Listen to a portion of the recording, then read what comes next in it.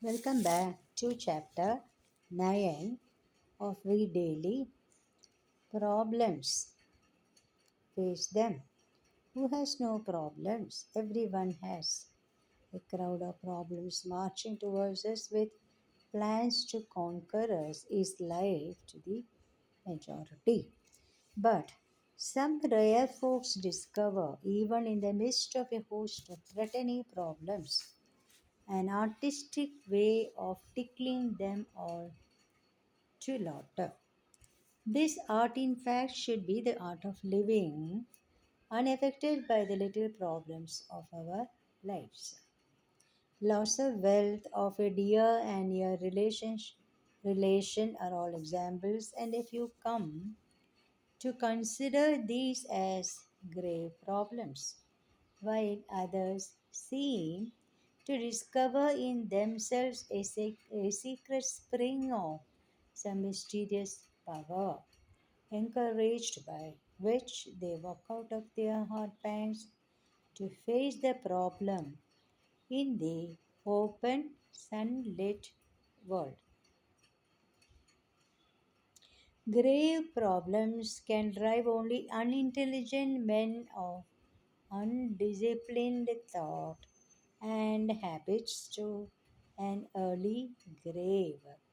Others walk side by side with their grave problems and to manipulate the circumstances and make use of the various happenings around them that they always successfully push the problems into the grave and themselves safely walk away.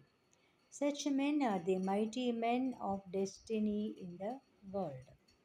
But the majority of us make the pilgrimage not hand in hand with our problems, but we are driven by problems, and the problems push us into an untimely grave of sorrow. In short, make a grave for all problems. Do not make a grave of problems for ourselves. Even the grave is no problem for those who know how to meet it. The problem is never solved by succumbing to it. In fact, problems grow, fattened, and nourished by the number of victims that come under their onslaught. This is equally true in communal life as well as in the individual life. Therefore, each of us must learn the art of facing the upheavals in our own individual lives.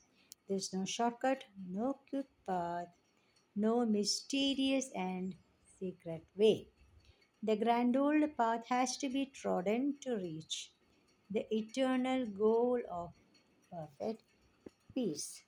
Footnote: when we maintain poise, problems and challenges vanish like mist before the rising sun. Chapter number 10: Invoking the Divine. An electric plug in the house can be made use of to hear a song over the radio, to cool ourselves with the breeze of a fan, to boil water, to cook or warm the room with a heater. It all depends upon the instrument we plug into it.